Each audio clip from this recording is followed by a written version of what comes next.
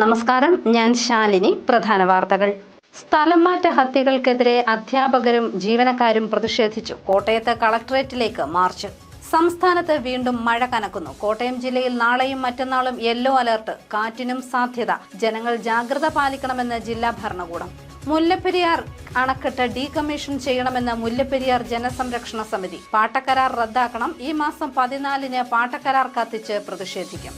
രാജ്യം സ്വാതന്ത്ര്യ ദിനാഘോഷത്തിന് ഒരുങ്ങുന്നു. വിപണികളിലെങ്ങും ത്രിവർണ പതാകകളും ത്രിവർണങ്ങളിലുള്ള വസ്ത്രങ്ങളും. വാർത്തകൾ വിശദമായി. സ്ഥലംമാറ്റ ഹത്യകൾക്കെതിരെ അധ്യാപകരും ജീവനക്കാരും കോട്ടയത്ത് കളക്ടറേറ്റിലേക്ക് മാർച്ച് നടത്തി. സംസ്ഥാന വ്യാപകമായി നടത്തിയ സമരത്തിന്റെ ഭാഗമായിട്ടായിരുന്നു മാർച്ച്. അന്യായവും മാനദണ്ഡ വിരുദ്ധവുമായ സ്ഥലം മാറ്റങ്ങളിലൂടെ ജീവനക്കാരെ മരണത്തിലേക്ക് സർക്കാർ തള്ളിവിടുന്നതായി ആരോപിച്ച് ജീവനക്കാരും അധ്യാപകരും FSCTOയുടെ നേതൃത്വത്തിൽ സെക്രട്ടേറിയറ്റിലേക്കും മറ്റു ജില്ലകളിൽ കളക്ടറേറ്റിലേക്കും മാർച്ച് നടത്തി. കോട്ടയത്ത് കളക്ടറേറ്റ് പരിസരത്ത് നടത്തിയ മാർച്ച് CITU ജില്ലാ സെക്രട്ടറി അഡ്വക്കേറ്റ് K. അനിൽകുമാർ ഉദ്ഘാടനം ചെയ്തു. സതീശനും ഈ കള്ളക്കടത്തുകാരും തമ്മിൽ ഒരുമിച്ചുള്ള എത്രയോ വീഡിയോകൾ 2021 മുതൽ നവമാധ്യമങ്ങളിൽ ലഭ്യമാണ്. പുറത്തു വന്നു, ചാനലുകൾ പുറത്തു വന്നു. നുണയൻ ബുധനാഴ്ച എന്ന് പറഞ്ഞാൽ നുണ പറയുന്ന ദിവസമെന്നാക്കി മാറ്റി. കർക്കിടകമായോണ്ട് ഒരു ദിവസം മാറ്റി. കർക്കിടകമായോണ്ട് ഇന്നലെ കർക്കിടകമായോണ്ട് ഇന്നത്തേക്ക് മാറ്റി നുണ പറയുന്നത്. നുണ പറയാതെ അദ്ദേഹത്തിന് ഉറക്കില്ല. നമ്മൾ തിരിച്ചറിയേണ്ട കാര്യം, ഇവിടുത്തെ സിവിൽ സർവീസ് തൃപ്തികരമല്ലെങ്കിൽ എങ്ങനെ സതീശ പ്രകടന പത്രികയിലെ വാഗ്ദാനങ്ങൾ നടപ്പാക്കും? നിങ്ങൾ പ്രകടന പത്രിക നടപ്പാക്കാനാണ് വന്നിരിക്കുന്നത്? നല്ല ഗവൺമെന്റ് ഉണ്ടാക്കാനാണോ വന്നിരിക്കുന്നത്? സ്കൂൾ ആശുപത്രി മര്യാദയ്ക്ക് നടത്താനാണോ വന്നിരിക്കുന്നത്? സിവിൽ സർവീസ് മെച്ചപ്പെടുത്താനാണോ വന്നിരിക്കുന്നത്? ഇവിടുത്തെ സർക്കാർ ജീവനക്കാർ തൃപ്തിയോടെ പ്രവർത്തിച്ചില്ലെങ്കിൽ എങ്ങനെ നവകേരളം ഉണ്ടാകും? നവകേരളം ഉണ്ടാക്കുന്ന പരിപാടി നേടിയിട്ടില്ലല്ലോ. KSTA സംസ്ഥാന vice president KV Aneesh Lal എന്നിവർ പ്രസംഗിച്ചു. FSCTO ജില്ലാ പ്രസിഡന്റ് T. രാജേഷ് അധ്യക്ഷനായി. News bureau, Kottayam. ബംഗാൾ ഉൾക്കടലിൽ രൂപപ്പെട്ട ന്യൂനമർദ്ദത്തിന്റെ ഫലമായി സംസ്ഥാനത്ത് വീണ്ടും മഴ കനക്കുന്നു. അടുത്ത 2 ദിവസങ്ങളിൽ കോട്ടയം ജില്ലയിൽ മഞ്ഞ അലർട്ട് പ്രഖ്യാപിച്ചിട്ടുണ്ട്. സംസ്ഥാനത്ത് വീണ്ടും മഴ മുന്നറിയിപ്പ്. നാളെ കോട്ടയം ഉൾപ്പെടെ 3 ജില്ലകളിൽ യെല്ലോ അലർട്ട് കേന്ദ്ര കാലാവസ്ഥാ വകുപ്പ് പ്രഖ്യാപിച്ചിട്ടുണ്ട്. ശക്തമായ മഴയ്ക്ക് സാധ്യതയുള്ളതിനാലാണ് യെല്ലോ അലർട്ട് നൽകിയിരിക്കുന്നത്.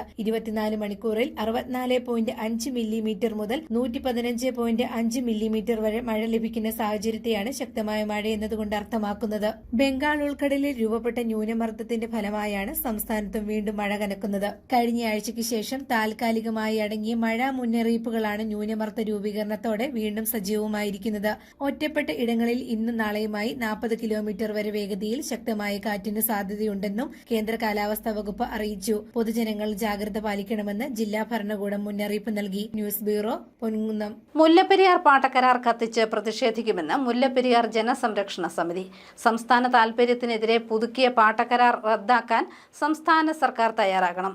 അപകടാവസ്ഥയിലായ അണക്കെട്ട് ഡീകമ്മീഷൻ ചെയ്യണമെന്നും മുല്ലപ്പെരിയാർ ജനസംരക്ഷണ സമിതി ആവശ്യപ്പെട്ടു. അപകടാവസ്ഥയിലായ മുല്ലപ്പെരിയാർ അണക്കെട്ട് ഡീകമ്മീഷൻ ചെയ്യാൻ നടപടി സ്വീകരിക്കണമെന്ന് മുല്ലപ്പെരിയാർ ജനസംരക്ഷണ സമിതി ആവശ്യപ്പെട്ടു. സംസ്ഥാന താൽപര്യത്തിനെതിരെ 1970 പുതുക്കിയ മുല്ലപ്പെരിയാർ പാട്ടക്കരാർ റദ്ദാക്കണം. 1970 വിദഗ്ധ ഉപദേശം തേടാതെയും സംസ്ഥാന നിയമസഭയിൽ അവതരിപ്പിക്കാതെയും ബാഹ്യസമ്മർദ്ദങ്ങൾക്ക് വഴങ്ങി നിലവിലെ കരാർ പുതുക്കുകയാണ് ചെയ്തത്. സംസ്ഥാന താൽപര്യം പൂർണ്ണമായും ബലികഴിച്ച നിലവിലെ കരാർ റദ്ദാക്കണമെന്നും മുല്ലപ്പെരിയാർ ജനസംരക്ഷണ സമിതി ആവശ്യപ്പെട്ടു. മുല്ലപ്പെരിയാറുമായി ബന്ധപ്പെട്ട എല്ലാ ഇടപാടുകളും പുറത്തു കൊണ്ടുവരണം. എല്ലാ ഇടപാടുകളും കൊണ്ടുവരണം. എന്തുകൊണ്ട് കേരളം സ്ഥിരമായിട്ട് തോറ്റുകൊണ്ടിരിക്കുന്നു സുപ്രീം കോടതി? ഓരോ വർഷം കഴിയുന്നത് ഓരോ വിധി വരുമ്പോഴും നമുക്കെതിരാണ്. ആകെ നമുക്ക് അനുകൂലമായിട്ട് വന്നത് ഇതിന്റെ ഉത്തരവാദിത്വം ചുമതല ഡാം സേഫ്റ്റി അതോറിറ്റി ഏറ്റെടുത്തു എന്നുള്ളത് മാത്രമാണ്. അതിന്റെ എന്താണ് റിസൾട്ട് എന്നുള്ളത് നമ്മൾ കണ്ടെത്തേണ്ടിയിരിക്കുന്നു, അല്ലെങ്കിൽ ഇനി ഭാവിയിൽ നമ്മൾ തിരിച്ചറിയേണ്ടിയിരിക്കുന്നു. അത്ര ഭീകരമായ അവസ്ഥയാണ് കേരളം നേരിടാൻ പോകുന്നത്. ഇത് ജനകീയമായ ഒരു വലിയ സമ്മർദ്ദമുണ്ടാകാതെ ഒരു ഗവൺമെന്റും ഇതിന് വഴങ്ങുമെന്ന് തോന്നുന്നു. കാരണം വലിയ റിസ്ക് എടുത്തെങ്കിൽ മാത്രമേ ഇതിനെ നേരിടാൻ കഴിയുള്ളൂ. 2 സംസ്ഥാനങ്ങൾ തമ്മിലുള്ള ഫെഡറൽ സംവിധാനത്തിലെ 2 സംസ്ഥാനങ്ങൾക്ക് അതിൻ്റെതായിട്ടുള്ള അധികാരങ്ങളുണ്ട്. പക്ഷേ കേരളത്തിന്റെ മണ്ണിൽ നിൽക്കുന്ന ഡാം അപകടാവസ്ഥയിൽ വന്നിട്ടും അതിനെ ഡീകമ്മീഷൻ ചെയ്തുകൊണ്ട് പുതിയ ഡാം പണിയട്ടെ. ആ അവസ്ഥയിലേക്ക് എത്തിച്ചേരണം. അതിന് കേരളത്തെ പുതിയ ഗവൺമെന്റിനെ അതിന്റെ അപകടാവസ്ഥ ബോധ്യപ്പെടുത്തുക ഞങ്ങളുടെ മുഖ്യമന്ത്രി അടക്കമുള്ള ജലവിഭവ വകുപ്പ് മന്ത്രി അടക്കമുള്ളവർക്ക് അതിന്റെ ചെറിയൊരു റിപ്പോർട്ട്, ഒരു പഠന റിപ്പോർട്ടും ഞങ്ങളുടെ നിവേദനം എല്ലാം ചേർത്ത് നൽകിയിട്ടുണ്ട്.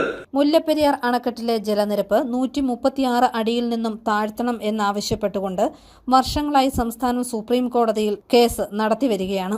ഈ നിയമ പോരാട്ടത്തിനെ തുരങ്കം വെച്ചുകൊണ്ട് ജലനിരപ്പ് 142 അടിയിൽ കൂടുവാൻ കേരളം അനുവദിക്കില്ല എന്ന നിലപാടെടുത്ത ജലവിഭവ വകുപ്പ് മന്ത്രി മോൻസ് ജോസഫ് മാപ്പ് പറയണമെന്നും മുല്ലപ്പെരിയാർ ജനസംരക്ഷണ സമിതി ആവശ്യപ്പെട്ടു.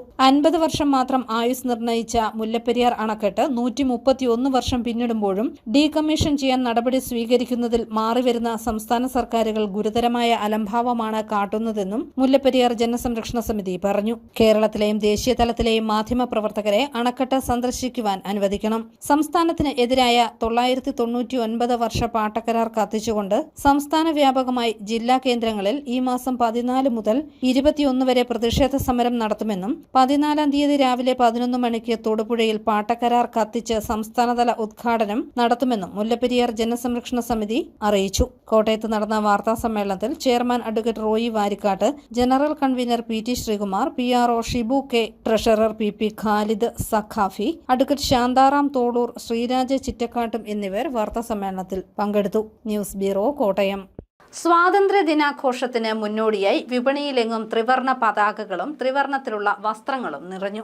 സ്കൂളുകളിലും സ്ഥാപനങ്ങളിലും സ്വാതന്ത്ര്യ ദിനാഘോഷ പരിപാടികൾ നടക്കുന്നതിനാൽ ആവശ്യക്കാർ ഏറെയാണ്. സ്വാതന്ത്ര്യ ദിനാഘോഷങ്ങൾക്ക് മുന്നോടിയായി ദേശീയ പതാകകളും ത്രിവർണ നിറങ്ങളിലുള്ള വസ്ത്രങ്ങളും അലങ്കാര വസ്തുക്കളും വിപണിയിൽ സജീവമായി.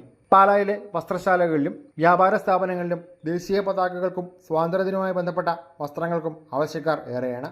കുട്ടികൾക്കും മുതിർന്നവർക്കുമായി ത്രിവർണ നിറങ്ങളിലുള്ള ടീഷർട്ടുകൾ, ഷർട്ടുകൾ, കുർത്തകൾ, ഫ്രോക്കുകൾ തുടങ്ങിയവയാണ് പ്രധാനമായും വിപണിയിലെത്തിയിരിക്കുന്നത്. ദേശീയ പതാകയുടെ നിറങ്ങളും അശോകചക്രവും ഉൾപ്പെടുത്തിയ ഡിസൈനുകളാണ് കുട്ടികളെയും യുവാക്കളെയും ആകർഷിക്കുന്നത്. സ്കൂളുകൾ, കോളേജുകൾ, സ്ഥാപനങ്ങൾ, സംഘടനകൾ, ക്ലബ്ബുകൾ, റെസിഡന്റ് അസോസിയേഷനുകൾ എന്നിവിടങ്ങളിൽ സ്വാതന്ത്ര്യദിന പരിപാടികൾ നടക്കുന്നതിനാൽ കൂട്ടമായി വസ്ത്രങ്ങൾ വാങ്ങുന്നതിനും ആവശ്യക്കാരേറെയാണ്. ഓരോ നിറത്തിലും ഡിസൈനിലുമുള്ള വസ്ത്രങ്ങൾക്കായി വിവിധ സംഘടനകളും സ്ഥാപനങ്ങളും നേരത്തെ തന്നെ ബുക്കിംഗ് നടത്തുന്നുണ്ട്. വിവിധ വലിപ്പത്തിലുള്ള ദേശീയ പതാകകൾക്കൊപ്പം ത്രിവർണ റിബണുകൾ, ബാഡ്ജുകൾ, തൊപ്പികൾ, ബലൂണുകൾ തുടങ്ങിയ അലങ്കാര വസ്തുക്കളും വിപണിയിലെത്തിയിട്ടുണ്ട്.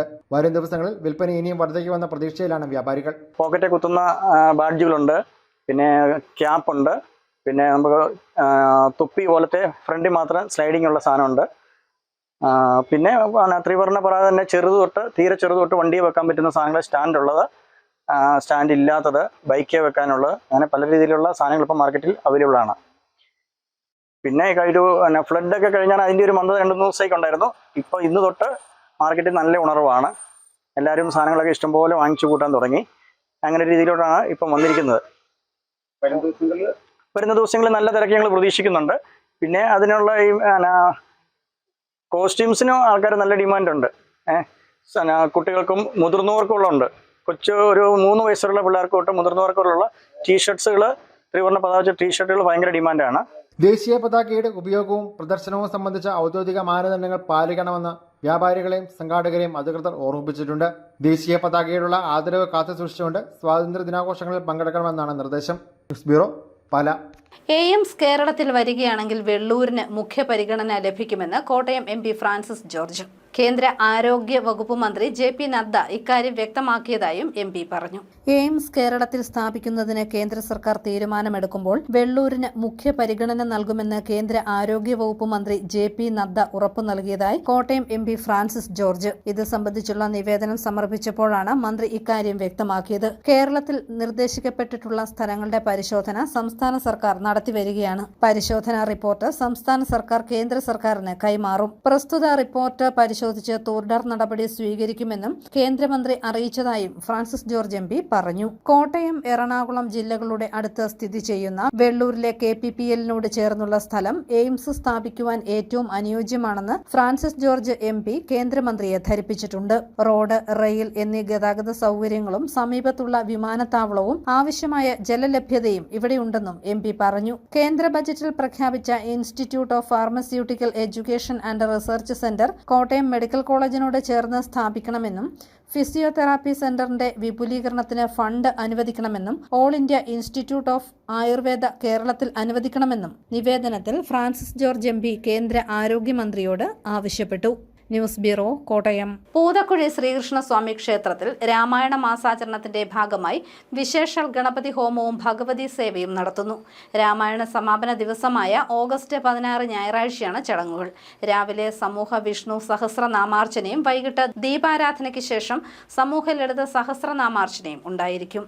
പാലാ ടൗൺ ബസ് സ്റ്റാൻഡിൽ സ്വകാര്യ ബസ് തട്ടി വയോധികയ്ക്ക് പരിക്കേറ്റു. എലിക്കുളം സ്വദേശി ഹൈമവതിക്കാണ് പരിക്കേറ്റത്. കോട്ടയം ഭാഗത്തേക്കുള്ള ബസ്സുകൾ നിർത്തിയിടത്തായിരുന്നു അപകടം. വയോധികയെ പാലായിലെ ജനറൽ ആശുപത്രിയിൽ പ്രവേശിപ്പിച്ചു. NSS general secretary G. Sukumaran നായരെ പൊതുസമൂഹത്തിൽ അപമാനിക്കുന്നതിനായി KB ഗണേഷ് കുമാർ നടത്തുന്ന പരാമർശങ്ങളിൽ പൊൻകുന്നം NSS യൂണിയൻ ശക്തമായി പ്രതിഷേധിച്ചു.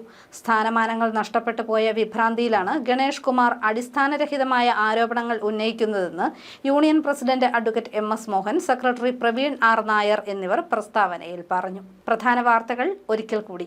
സ്ഥലം മാറ്റ ഹത്യകൾക്കെതിരെ അധ്യാപകരും ജീവനക്കാരും പ്രതിഷേധിച്ചു. കോട്ടയത്ത് കളക്ടറേറ്റിലേക്ക് മാർച്ച്. സംസ്ഥാനത്ത് വീണ്ടും മഴ കനക്കുന്നു. കോട്ടയം ജില്ലയിൽ നാളെയും മറ്റന്നാളും യെല്ലോ അലർട്ട്. കാറ്റിനും സാധ്യത. ജനങ്ങൾ ജാഗ്രത പാലിക്കണമെന്ന് ജില്ലാ ഭരണകൂടം.